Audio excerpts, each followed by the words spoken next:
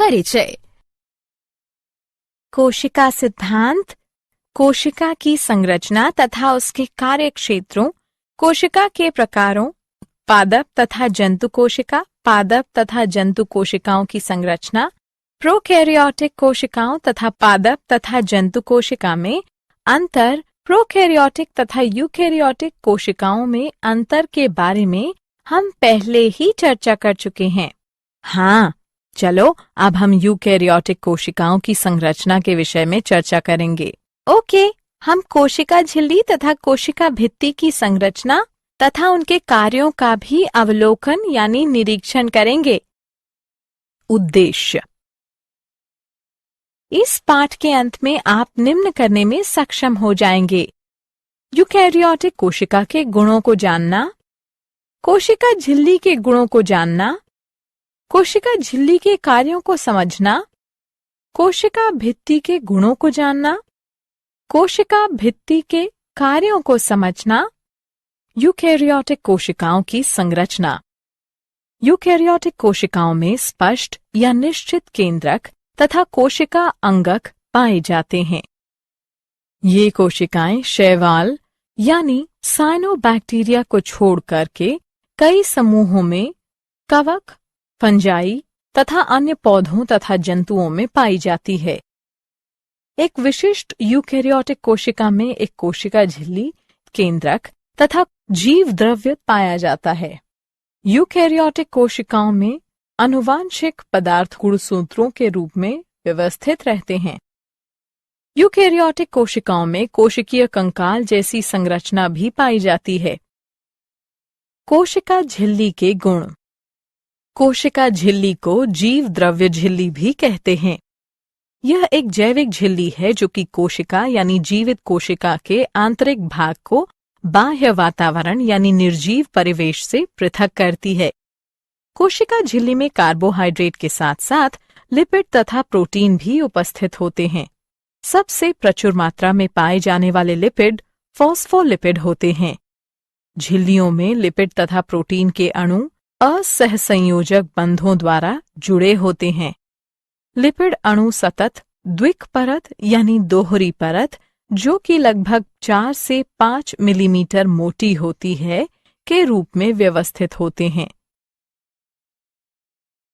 तरल किरमीर नमूना।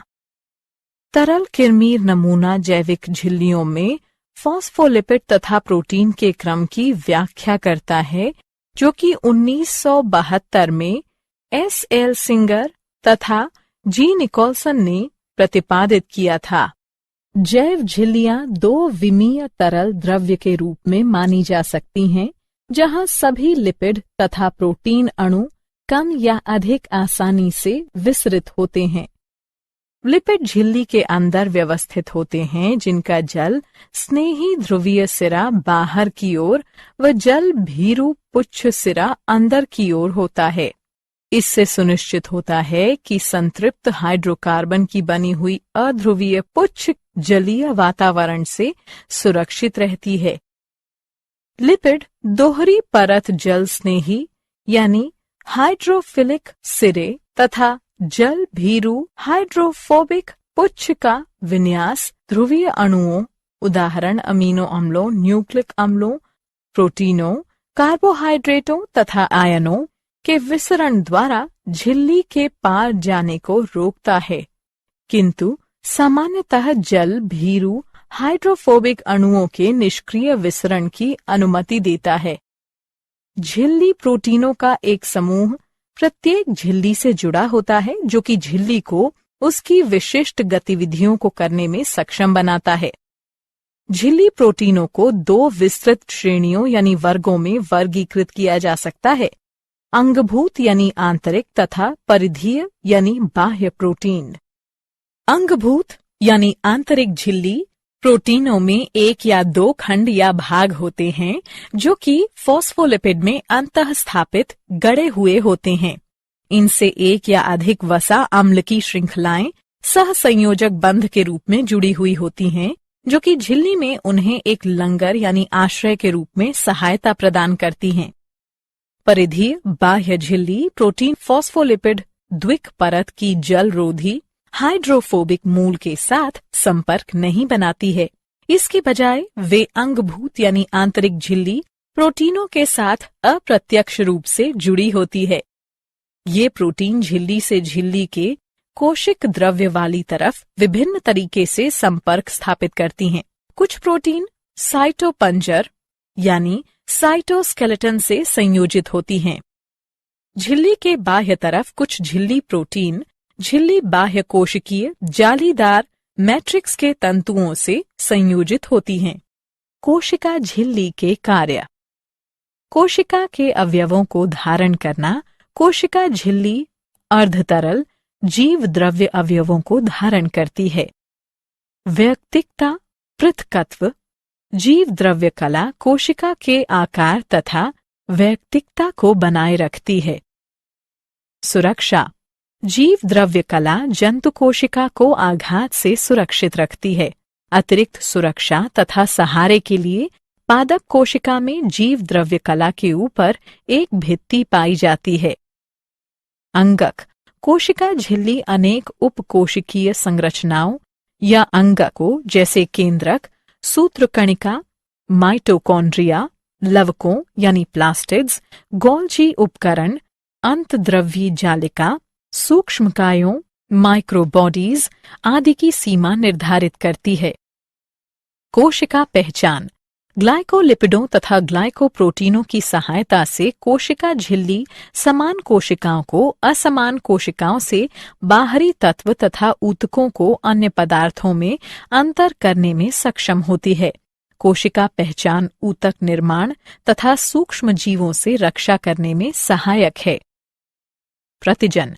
कोशिका झिल्ली में प्रतिजन पाए जाते हैं जो कि रक्त समूह, प्रतिरक्षा प्रतिक्रिया, प्रत्यारोपण की स्वीकृति तथा अस्वीकृति को निर्धारित करते हैं। कोशिका संधि जंक्शन। ये जंतु कोशिकाओं को एक साथ रखने में सहायक है। आच्छद आवरण। जीव द्रव्य झिल्ली पक्षमाभ तथा कशाभ के चारों तरफ आच्छद यानी आवरण बनाती है। सूक्ष्मांकुर। ये झिल्ली का बहिर्वलन होते हैं जो कि अवशोषण को बढ़ाने में विशेषीकृत होते हैं। कोशिका द्रव्यीय सेतु। जीव द्रव्य तंतु प्लाज्मोडेस्मेटा तथा गैप संधि जंक्शन निकटवर्ती कोशिकाओं के मध्य कोशिका द्रव्यीय सेतु का निर्माण करते हैं। परासरण। यह झिल्लियों में उपस्थित विशिष्ट जल चैनलों की उपस्थिति के कारण होता है। एंडोसाइटोसिस। झिल्ली पुटिकाओं के विकास के कारण पदार्थ का अंतर्ग्रहण या एंडोसाइटोसिस होता है। एक्सोसाइटोसिस। यह एंडोसाइटोसिस के ठीक विपरीत होता है। इसमें अपशिष्ट उत्पाद तथा स्रावी पदार्थ कोशिका से बाहर त्याग दिए जाते हैं। अंतर कोशिका संचार। जीव द्रव्य झिल्ली एक लचीली सीमा बनाती है। यह कोशिकीय अवयवों को सुरक्षा तथा कोशिका संरचना को सहारा प्रदान करती है। भौतिक बाधा यानी रोक। कोशिका भित्ति की संरचना। कोशिका भित्ति सख्त यानी कठोर तथा प्रायः लचीली होती है, लेकिन कभी कभी कुछ प्रकार की कोशिकाओं के चारों तरफ यह एक उभरी हुई परत बनाती है। यह कोशिका झिल्ली के बाह्य यानी बाहरी तरफ स्थित होती है तथा इन कोशिकाओं को संरचनात्मक सहारा तथा सुरक्षा प्रदान करती है। यह निस्यंदन यंत्र के रूप में भी कार्य करती है।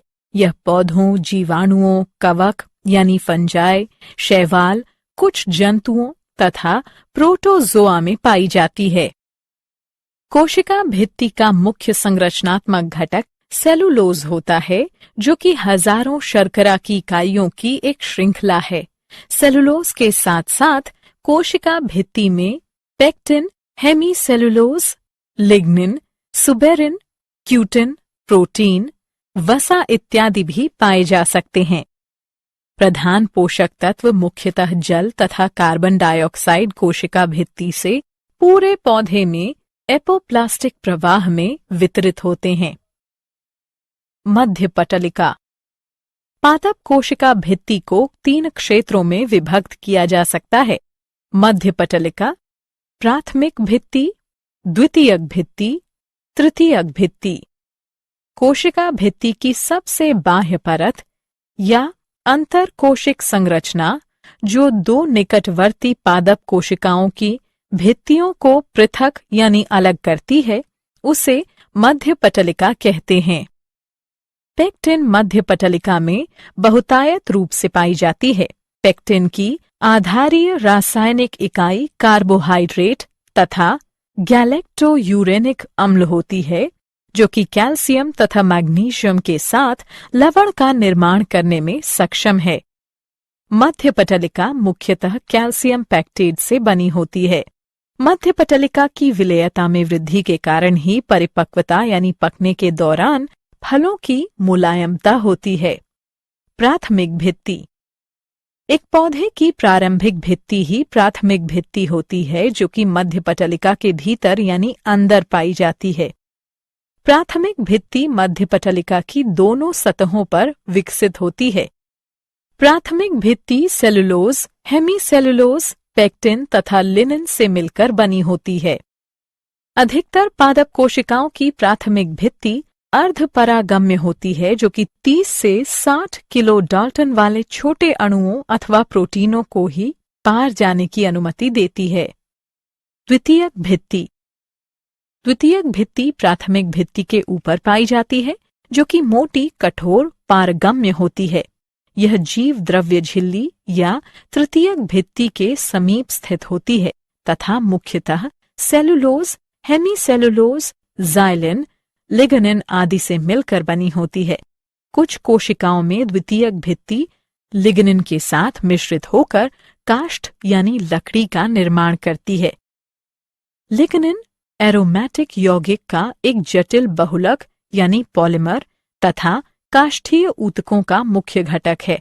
कुछ कोशिकाओं में द्वितीयक भित्ति सुबेरिन के साथ मिश्रित होकर कॉर्क का निर्माण करती है तथा इसे जल के प्रति अगम्य बनाती है। तृतीयक भित्ति। वाहिनिकाओं में तृतीयक भित्ति द्वितीयक भित्ति के नीचे स्थित होती है। तृतीयक भित्ति एक विशेष जाइलिन युक्त भित्ति परत है, जो कि कुछ जिम्नोस्पर्म की तन्य काष्ठ में द्वितीयक भित्ति के अंदर जमाव से निर्मित होती है। तृतीयक भित्ति रासायनिक तथा रंजन दोनों द्वारा विभेदित होती है। कोशिका भित्ति के कार्य। कोशिका भित्ति का मुख्य कार्य दाब रिक्तिका यानी झिल्ली की भांति कार्य करना है। जब जल कोशिका में प्रवेश करता है तो यह अधिक फैलाव यानी विस्तार को रोकती है। चयनात्मक पारगम्यता। यह झिल्ली से आयनों, पोषक तत्वों तथा उत्सर्जी अणुओं के प्रवेश तथा निकास को नियमित करती है। यह पादप कोशिका की आकृति को निर्धारित करती है तथा कोशिकाओं के शुष्कीकरण को भी रोकती है। जीव द्रव्य तंतु संयोजन कोशिकाओं के मध्य पदार्थों के गमन में सहायता करते हैं। जीव द्रव्य तंतु द्वारा जुड़ी हुई कोशिकाएं एक तंत्र सिम्प्लास्ट का निर्माण करती हैं।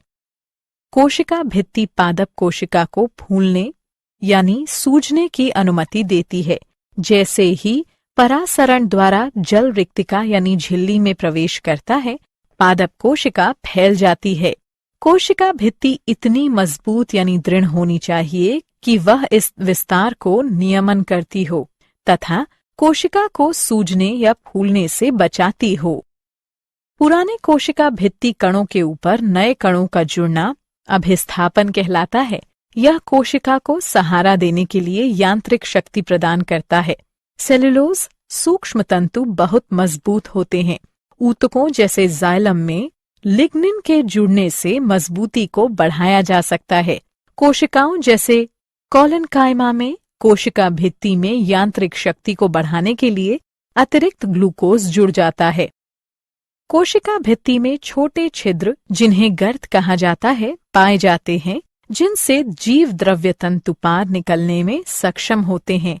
ये अंतराकोशिक संयोजन जीवित कोशिका अवयवों के मध्य पदार्थों के आदान प्रदान की अनुमति देते हैं। मूल्यांकन। आगे बढ़ने से पहले आइए जानें कि आपने कितना सीखा। सही विकल्प को उठाकर उसकी संगत स्थान पर रखें। क्या आप जानते हैं 1855 में नागेली तथा क्रेमर ने कोशिका झिल्ली शब्द प्रतिपादित किया। 1931 में J.Q. प्लोव ने कोशिका झिल्ली को जीव द्रव्य झिल्ली कहा। 1935 में डैनियल तथा डॉवसन ने जीव द्रव्य झिल्ली का सैंडविच मॉडल प्रस्तावित किया था, जिसके अनुसार जीव द्रव्य झिल्ली प्रोटीन लिपिड द्विपरत प्रोटीन सैंडविच है। 1959 में जे. डेविड रॉबर्टसन ने सभी जैव झिल्लियों को इकाई झिल्लियां कहा था। सारांश। आइए हमने जो कुछ सीखा है उसे संक्षेप में दोहराएं। जीव द्रव्य झिल्ली ग्लूकोज 6 फॉस्फेट के प्रति अपार गम्य होती है। झिल्ली में उपस्थित कार्बोहाइड्रेट प्रायः शाखित ओलिगोसैकेराइड होते हैं, जिनमें 15 से कम शर्करा इकाइयां पाई जाती हैं। लिपिडों तथा प्रोटीनों के मध्य सामान्यतः सहसंयोजक बंध पाए जाते हैं, जो कि क्रमशः ग्लाइकोलिपिड तथा ग्लाइकोप्रोटीन का निर्माण करते हैं। जीव द्रव्य झिल्ली चयनात्मक पारगम्य होती है तथा कई अणुओं के परिवहन की सुविधा मुहैया कराती है। जीव द्रव्य झिल्ली कार्बोहाइड्रेट के साथ साथ लिपिड तथा प्रोटीन से मिलकर बनी होती है। लिपिड झिल्ली के अंदर व्यवस्थित होते हैं, जिनका जल स्नेही ध्रुवीय सिरा बाहर की ओर व जल भीरू पुच्छ सिरा अंदर की ओर होता है। इससे सुनिश्चित होता है कि संतृप्त हाइड्रोकार्बन की बनी हुई अध्रुवीय पुच्छ जलीय वातावरण से सुरक्षित रहती है। सिंगर तथा निकोलसन ने जीव द्रव्य झिल्ली का नवीनतम मॉडल यानी नमूना तरल किरमीर नमूना प्रतिपादित किया है। तरल किरमीर नमूने के अनुसार जीव द्रव्य झिल्ली फॉस्फोलिपिड अंगभूत यानी आंतरिक प्रोटीन तथा परिधीय यानी बाह्य प्रोटीन से मिलकर बना होता है। प्रोलीन कोशिका झिल्ली का घटक नहीं है। जीव द्रव्य झिल्ली परासरण नियमन में सहायता करती है। जीव द्रव्य झिल्ली एकल लिपिड परत तथा 2 प्रोटीन परतों से मिलकर बनी होती है। कोशिका झिल्ली में प्रोटीन P तथा लिपिड L का सही क्रम PLLP होता है। जीव द्रव्य झिल्ली में लिपिड अणु समानांतर व्यवस्थित होते हैं। ग्लाइकोलिपिडों तथा ग्लाइकोप्रोटीनों की सहायता से कोशिका झिल्ली समान कोशिकाओं को असमान कोशिकाओं से बाहरी तत्व तथा ऊतकों के अन्य पदार्थों में अंतर करने में सक्षम होती है। डेस्मोसोम द्वारा 2 जंतु कोशिकाएं एक दूसरे से जुड़ी होती हैं। कोशिका का भक्षण करना कोशिका भक्षण यानी फैगोसाइटोसिस कहलाता है। जीव द्रव्य झिल्ली पर ग्राही उपस्थित होते हैं, जो कि संदेशों या सिग्नलों की पहचान तथा प्रतिक्रिया करते हैं। जीव द्रव्य झिल्ली एक लचीली सीमा बनाती है। यह कोशिकीय अवयवों को सुरक्षा तथा कोशिकी संरचना को सहारा प्रदान करती है। फॉस्फोलिपिड द्विपरत कोशिका के भीतर तथा बाहर के तत्वों को पृथक करती है।